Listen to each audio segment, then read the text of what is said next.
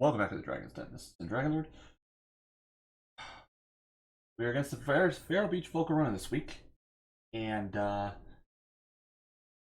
was under the impression that I was the Dragon Lord, but he'd be rocking three very scary looking dragons, along with potential screen support with Morgrim, some decently bulky ice types, potentially take ice type moves. We got Palafin, which is always a threat, Lucario, and Dachshbun. Due to the fact that I haven't really had a whole lot of time to prep, and the fact that our match is literally in like the next couple minutes or so, I'll just briefly go over what we're bringing to the match. You can kind of see it's already loaded up. So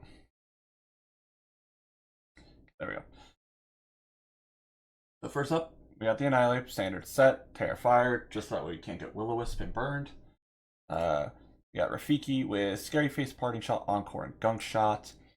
The reason for Gunk Shot is because just in case he wants to bring the Doggo. I'm not anticipating him bringing the Doggo, but in case he brings the Doggo, we have something to hit it super effective. Scary Face for speed control, Parting Shot to obviously lower offensive stats on anything not named Dragapult, because it'll probably be rocking Clear Body. And then Encore.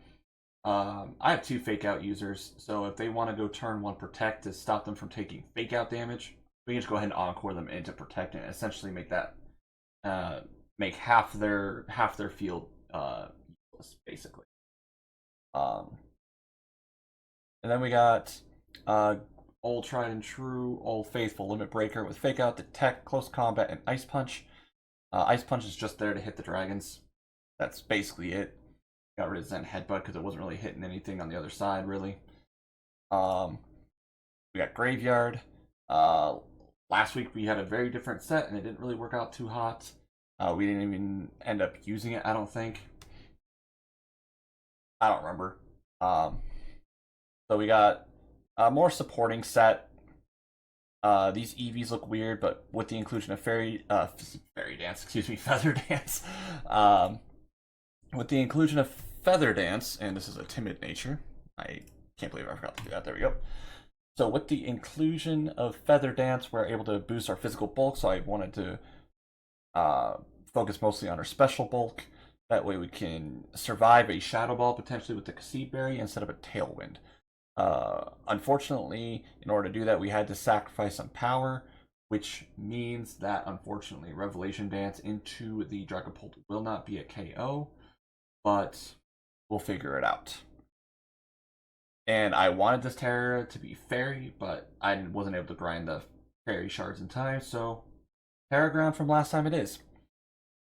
Then we got Weavile, standard set that I've been using with Beat Up, Icy Wind, Ice Spinner, Fake Out, Speed Control, strong Ice type stab to hit the plentiful dragons that he has. Now, of course, he could always bring one of those physically bulky ice types, but I mean, we have Tauros and we have Annihilate, so that might, and we have Medicham also. So that probably might deter him from bringing any of the ice types. We'll see. And then, of course, we got Red Bull. We got Terra Water, because that'll hopefully keep the Palafin in check. And we also have Raging Bull, because I'm anticipating him to bring screens with the Morgrim. But just in case he does, we have Raging Bull to basically get rid of screens and make his team less bulky. So with that being said, I'm not going to rattle on too much longer. Just go ahead and get into the battle portion right about now.